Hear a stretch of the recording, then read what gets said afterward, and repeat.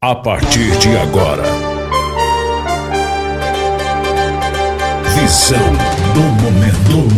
Informação e credibilidade. Falando de política, economia, saúde, educação e segurança pública. Mediador Dr. Ramon Butti. Visão do momento. Só aqui. Bem, ouvintes da Rádio Visão, em continuidade a entrevista com a doutora Ângela Parreira Botelho, presidente da subseção da OAB em Uberlândia, que nos traz relevantes informações sobre a atuação do advogado e a sua gestão frente à Ordem dos Advogados do Brasil em Uberlândia. O que essencialmente consta nesse código de ética? Para a população entender que o advogado também está sujeito a regras, que ele pode ter o seu registro suspenso, seu registro cassado, sem pedido de exercer a advocacia, caso venha a cometer algum tipo de transgressão, vamos dizer assim, a esse código de ética. O que a senhora pode nos dizer a respeito disso? Nós temos dentro da instituição um código de ética, um regimento interno, quais são as obrigações e deveres do profissional advogado.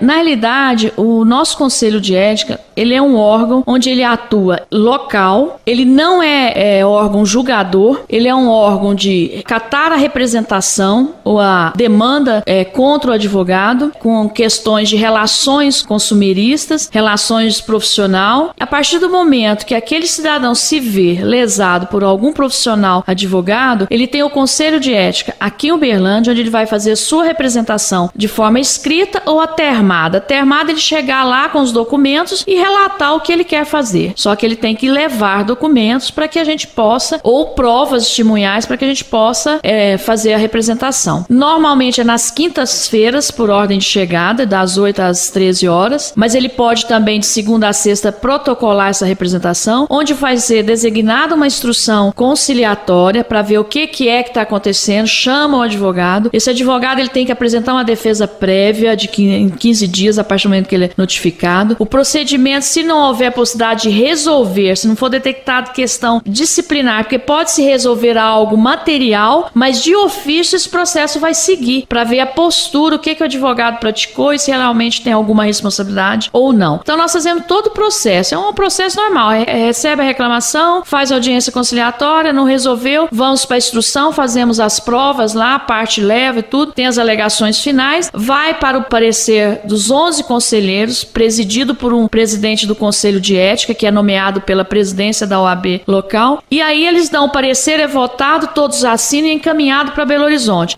Belo Horizonte é onde vai se julgar essa representação disciplinar. Desta representação disciplinar, a parte que representou e o representado, eles podem fazer sustentação oral, ir lá fazer seus argumentos e lá vai ser julgado. Julgou-se, quem ficar insatisfeito tem o recurso para o Conselho Federal, que é Brasília. É um procedimento muito semelhante ao procedimento penal, a forma de instrução. Então aí o advogado tem regras que deve seguir, né, e a população tem como recorrer em se sentindo, né, prejudicada por algum ato de algum advogado. Então, a resposta da senhora é muito completa. Eu gostaria de falar a respeito do exame da ordem, né, para admissão do advogado. Nós temos as faculdades de direito que proliferaram, né? Falar sobre o exame da ordem, doutora, ele foi criado para se admitir o bacharel em direito, ele faz uma prova, demonstra seu conhecimento para o exercício da advocacia. Isso ser questionado, inclusive com alguns projetos de lei que passam pelo Congresso Nacional, no sentido de retirar a obrigatoriedade desse exame, né? E, ao mesmo tempo, a gente vê que outras profissões também já estão querendo estabelecer esse próprio exame, né? Para ser admitido, então, como um médico que vai se formar vai ter que fazer um exame para receber sua carteira de Conselho Regional de Medicina. Então a OAB,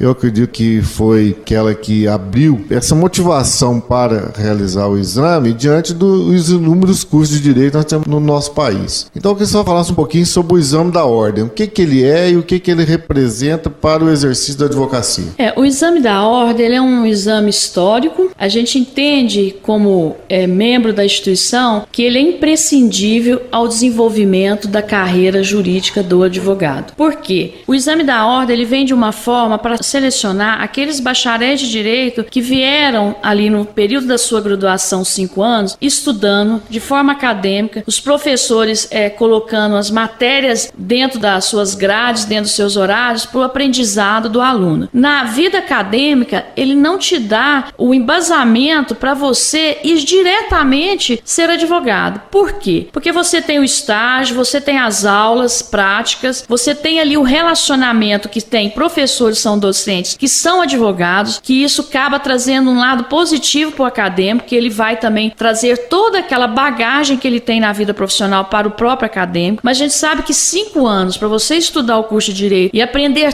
tudo que você tem que aprender é tempo curto. Às vezes, para quem está na graduação, acha que não. Mas, na realidade, é um tempo muito pequeno para você sair dali e já sou bacharel, já vou ser advogado. Primeiramente, você tem que estudar muito o código de ética, o regimento interno, até para você entender o que é a profissão do advogado. Porque se você sai da graduação, você não tem aquele embasamento todo para saber o que é ser um advogado. E o exame da ordem, ele não vem só com esse intuito, ele vem com o intuito também. Qual é a área que você vai atuar, qual a área que você teve mais facilidades dentro da graduação? Você vai fazer a prova específica e pronto, e vai atuar. Se você, depois de passar no exame da ordem, além daquela área que você decidiu pela prova, você pode também chegar a algum momento e diversificar a sua especialidade, mas com curso de pós-graduação, com mestrado, com doutorado, pós-doutorado. Então não tem como eliminar o exame da ordem, até porque, como o senhor falou mesmo, a gama de faculdades que tem, o volume de pessoas que são colocadas no mercado. O exame da ordem, ele vem mesmo para selecionar o profissional efetivamente que quer ser advogado, porque não adianta ele sair da graduação e se aventurar na advocacia. A advocacia é um aprendizado. Nós somos estudantes, sabemos que saímos da graduação de uma forma extremamente inexperiente. Nós somos jovens, ou às vezes até hoje tem muitas pessoas mais velhas fazendo direito, até com outras profissões, e que se sentem seguros. Antes de fazer o exame da ordem, todo mundo quer tirar,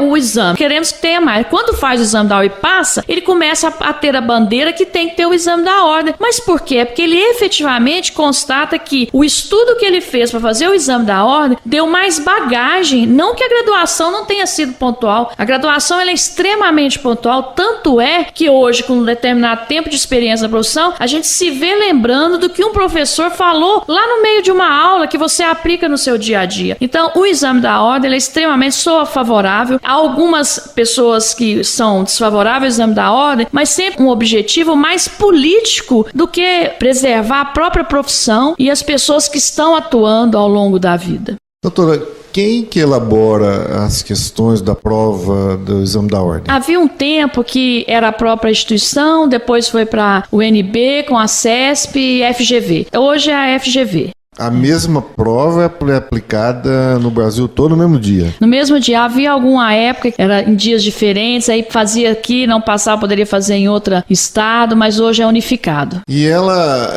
como a senhora coloca que ela é feita pela UNB, o mesmo conteúdo em todos os locais? Sim. Ela é distribuída para todos os locais, são sedes, das subseções? São as seccionais dos estados. As seccionais dos estados são realizadas as provas, E até um dia específico, são quantas vezes por ano? Normalmente o primeiro semestre são em torno de 3, Depende o ano, São em torno de 6 a 7 anual. Então a oportunidade dos bacharéis recém-formados são aí em torno de 6 oportunidades no ano. Sim. E tem uma repescagem, Passa na primeira, não passa na segunda, aí depois ele pode vir aproveitar aquela por uma vez, salvo engano, e ele pode aproveitar a primeira fase para a segunda, quando ele é reprovado na segunda. Existe essa repescagem aí também. Bom, doutora, sobre a ouvidoria estadual, o que é a ouvidoria estadual e qual é o canal de comunicação com ela? Na realidade, se você entrar no site, tanto da seccional www.oabmg.org.br ou www.oabuberlandia.org.br, você vai ter o link lá da ouvidoria. A partir do momento que você relata fatos,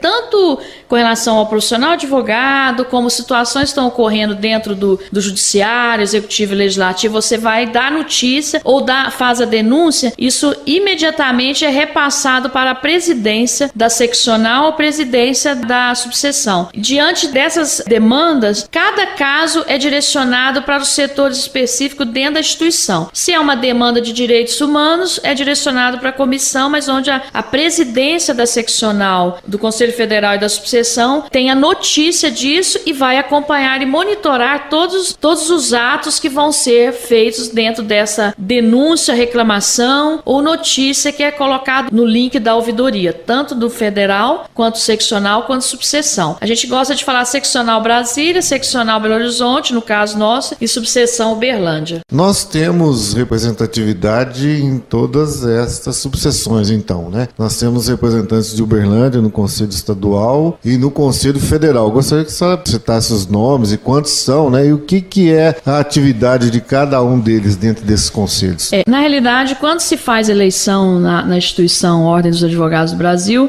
quando se vota em Uberlândia, nós estamos votando tanto para Minas, a chapa existente lá que foi inscrita, mas dentro dessas chapas há conselheiros do estado que são da comarca de Uberlândia, mas que vão, se ganhar aquela chapa em Belo Horizonte, os conselheiros daqui vão trabalhar no conselho de lá, que a gente chama conselho pleno. Aqui nós temos 7 conselheiros que são votados e eleitos pela categoria, e aqueles que são votados aqui em Uberlândia, que tem conselheiros que a gente chama de subseção, conselheiro subseccional, eles são envolvidos com Uberlândia. Os conselhos que são votados, o pessoal da capital, que é de Uberlândia, eles vão atuar em Uberlândia, em Belo Horizonte, a nível estadual. Mas eles são também acionados, já que eles residem aqui, trabalham em Uberlândia, eles são acionados para estarem fazendo trabalhos aqui institucionalmente para Uberlândia e região. Nós temos pessoas que são votados aqui dentro da chapa, que além de conselheiros, eles são também diretores regionais. A exemplo, eu tenho, por exemplo, no Conselho Federal, eu tenho na região Eliseu Marques de Oliveira. No Conselho Seccional, que é Belo Horizonte, eu tenho aqui Dr. Egmar Souza Ferraz, Dr. Robson Divino Alves, Dr. Deiber Magalhães, Dr. Murilo Cremasso, Dr. Luciomar, tenho a doutora Jane Cunha, me perdoe se eu esquecer algum aqui, mas são esses que são envolvidos tanto em Brasília quanto em Belo Horizonte. Mas assim, esses conselheiros normalmente eles já têm um trabalho já há longo tempo de instituição e acabam também migrando para instâncias superiores da ordem, né? Então, o base é Uberlândia, né? Que é a nossa subseção. A partir do momento que você vá fazendo um trabalho pontual, positivo, isso vai agregando na sua ficha institucional, onde você também vai desenvolvendo um trabalho a nível estadual e federal. Bem, doutora, a OAB também participa do 5º Constitucional para os Tribunais, né? Ela indica advogados que vão ser desembargadores e vão ser ministros do Supremo, né? Ou até ministros por indicação do STJ. Isso. Como é que é feita essa indicação? Quais são os requisitos que os advogados têm que ter para serem indicados? Na realidade, há um trabalho institucional muito forte. Aquele que quer ser candidato, ele tem que colocar seu nome numa lista onde vai ser votado pela seccional, que é um conselheiros do estado, onde ele tem que votar, mas ele tem que colocar a lista, que a gente fala lista sextupla. Então ali vão ser 6 pessoas que vão ser candidatos. Desta lista tem que ser votado, vão ser por eliminação. Aí tem várias sessões onde tem algum momento que vai ficar 3. Esses 3 é que vão ser escolhidos pelo governador, no caso no estado, né? Aí ele vai ter que fazer todo aquele trabalho político institucional para que ele possa mostrar quem é a pessoa dele, o que ele já fez, qual é o currículo dele, para que possa ser indicado aquele nome para o tribunal, que seja o desembargador do Tribunal de Justiça, de vários tribunais, não só do estado, mas federais e assim por diante, TRT, Tribunais Regionais do Trabalho. Isso também vinculado à área federal, que é o STJ, STF e tem TRF, então tem toda, da mesma forma que tem no estado, vai também migrando também esse procedimento de votação para esses órgãos federais. Bem, ouvintes, iremos para um breve intervalo. Nós estamos falando com a doutora Ângela Parreira Botelho, que é a presidente da 13ª subseção da OAB em Uberlândia. Os melhores debates acontecem aqui. Visão do momento.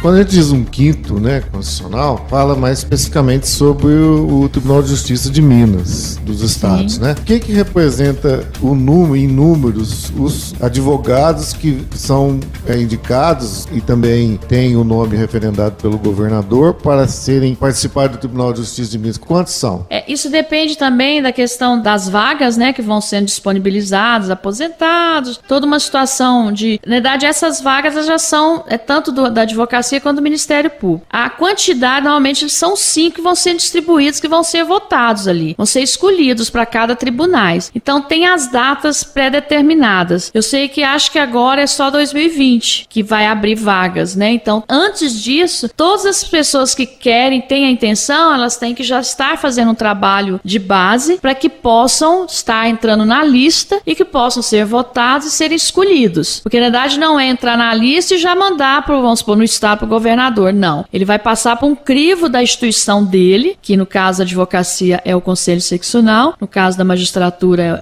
do Ministério Público é o MP. Então, tem toda uma logística de identificação e de escolha, né? Tem que ver todo o currículo dele, a atuação dele e a vontade da classe também que ele seja. A pergunta vem para a gente fazer com que a população entenda que nem todos os membros do Tribunal de Justiça de Minas ou dos estados são oriundos da magistratura ou do 5º do Ministério Público. São também advogados que vêm de uma vivência, de uma carreira na advocacia. Por exemplo, a gente tem um exemplo disso, que em Minas Gerais eu não posso nominar ninguém, mas a nível do Supremo Tribunal Federal, o último indicado, o ministro Fachin, ele era advogado da advocacia do Paraná. O Luiz Barroso, né, também era advogado. Né? Então, eles são pessoas de notório saber jurídico, né, de currículo questionável dentro da área jurídica, além de libada conduta, né? Isso aí que são condições, né, para ele ser indicado. É isso mesmo, doutor?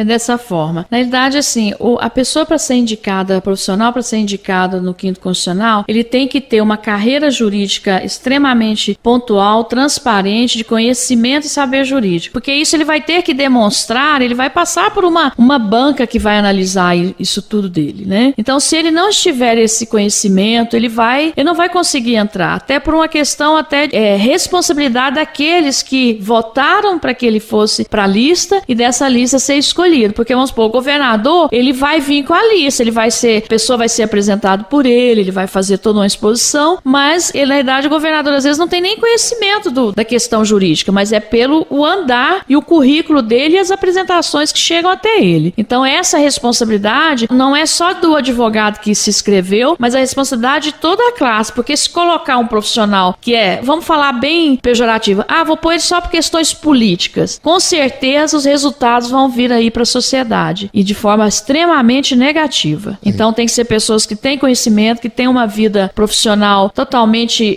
positiva e que ele possa também desenvolver o trabalho que ele fez ao longo da carreira dele diante de uma função da qual ele foi indicada, nomeada e foi aprovada. Exatamente o que a gente via antigamente, né? Não tem mais o QI, né, doutor? Isso. Ele tem realmente, por mérito dele, pelo conhecimento jurídico que ele tenha, né, pela conduta ilibada, por não ter tido nenhum problema ao longo da sua vida junto à justiça, ou mesmo junto à própria ordem, como a senhora coloca a questão da código de ética, né? E a gente tem visto a relevante participação do advogado em todos os problemas, não só os problemas locais, como estaduais, como a própria nação brasileira. O que ele faz, qual que é a responsabilidade dele, ele como formador de opinião, e além de tudo da participação política. Nós temos vários políticos, seja a nível de vereadores, deputados estaduais, deputados federais, senadores, que são advogados, né, com alto saber jurídico e que elaboram leis que vão estar no nosso dia a dia, né, nós somos cidadãos que temos que cumprir leis, né? Essa participação efetiva dos advogados e da própria ordem na vida do povo brasileiro. Eu vou falar da profissão advogado, né? Primeiramente, assim, o advogado, para ele exercer essa profissão, ele tem que colocar na vida dele como um sacerdócio. Porque se ele for pensar no que ele vai ganhar, ele não vai ser um bom profissional. Segundo, nós entendemos que a advocacia, a gente atua de uma forma bem pontual com relação à defesa da vida da pessoa e do patrimônio. Então são bens extremamente importantes para a vida de qualquer um de nós. Eu falo que advogado tem uma questão muito importante. Às vezes a gente quer cuidar do patrimônio, mas às vezes não quer cuidar da saúde. E deveria andar as duas coisas junto, né? A pessoa às vezes prefere o patrimônio do que a própria saúde. Mas ao mesmo tempo, eu fico verificando assim, eu acho que o advogado em si, se ele não amar o que faz, ele não consegue transmitir isso, não só para o cliente dele, como também para as pessoas que ele vai estar ali trabalhando todos os dias em conjunto. Porque nós somos operadores de direito, temos humanos públicos de uma forma privada, mas nós estamos todos os dias atuando com agentes públicos. Então, se você não tiver uma atitude de forma bem pontual, bem transparente e com muito comprometimento, não pensando no que vai ganhar, mas no que vai fazer, você consegue fazer diferente. E o advogado em si, ele tem que entender que ele é um multiplicador de mudanças de conceitos, porque a cada momento que tem um conflito, um litígio, se ele conseguir fazer com que aquilo ali seja resolvido, mesmo que ele leve para a justiça, mas se ele conseguir fazer uma conciliação, uma mediação, naquele momento ali, levar para o juiz homologar, isso já é um fator extremamente positivo para o bom desenvolvimento das causas que vão surgindo ao longo da vida, porque causas não vão terminar. É uma pessoa que morre, que é um inventário amigável ou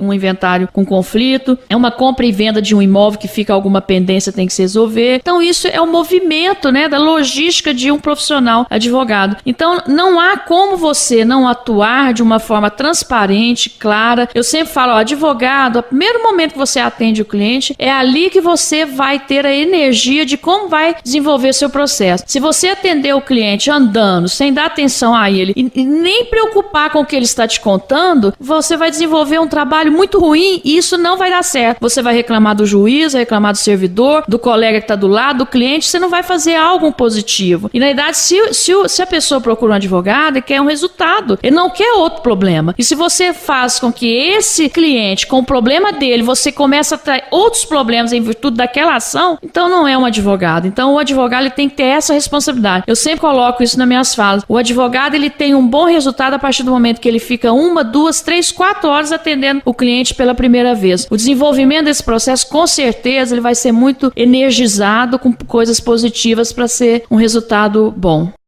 Bem, doutora Ângela, gostaria imensamente de agradecê-la em estar aqui conosco, trazer essas informações aí aos nossos ouvintes. Gostaria que a senhora fizesse aí as suas considerações finais sobre o trabalho do advogado, né, e essa oportunidade que nós estamos tendo de levar alguns fatos que às vezes as pessoas desconhecem sobre a OAB e sobre a profissão do advogado. Então eu agradeço muito a sua presença aqui conosco, além do agradecimento em ter recebido das suas mãos a minha reinscrição na OAB, né, que eu tive a honra de me inscrever na OAB no ano de 1980. Posteriormente, na época que eu fiz concurso para delegado, eu entreguei a minha carteira na ordem, tive ela suspensa provisoriamente. E agora, no mês de abril, ou maio, eu não me recordo bem, eu recebi das suas mãos a minha nova carteira da OAB e eu lhe agradeço muito pela atenção que a senhora teve para comigo. Obrigada, doutor Ramon. Na realidade, quando o senhor falou que o senhor entregou a carteira para a instituição, quando passou para o concurso como delegado da Polícia Civil, o senhor ficou suspenso, mas em função do impedimento legal, porque o delegado não pode estar sendo advogado simultaneamente. Então essa suspensão deu em função desse passar no concurso. Eu quero agradecer aqui o convite em nome da diretoria, de todos os membros da instituição a nível local, Belo Horizonte, seccional e Conselho Federal, e dizer que a nossa instituição, o ano passado houve uma pesquisa que após as Forças Armadas, nós somos a segunda instituição mais respeitada dentro do país. Na realidade, nós somos uma instituição que luta muito por quê? Para a defesa do Estado Democrático de Direito, a nossa educação continuada, nosso aprendizado, atender o cidadão com uma forma bem pontual para que ele tenha resguardado todos os seus direitos e deveres dentro de uma logística de processo judicial e extrajudicial. E quero dizer também que a nossa instituição ela é aberta não só para os advogados, mas para toda a cidadania, a sociedade em geral. É uma instituição que ela ela não é um bem público da advocacia, ela é um bem público da sociedade. E por isso nós estamos ali de portas abertas, das 8 às 18, e de forma 24 horas com o nosso telefone SOS Advogados. Bem, ouvintes, nós estivemos hoje aqui com a doutora Ângela Botelho, que é a presidente da Associação da OAB em Uberlândia, cuja sede fica na Avenida Rondon Pacheco, 980, aqui no bairro Patrimônio. E a gente fica muito feliz em recebê-la, doutora. Nós vamos fazer o nosso programa em 2 vezes, né? Aos ouvintes, fica aqui o nosso convite para ouvir a segunda parte do programa da doutora Ângela na próxima semana. Nosso muito obrigado, doutora. Obrigada, doutor Ramon. Os melhores debates acontecem aqui. Visão do momento. Só aqui. Visão FM.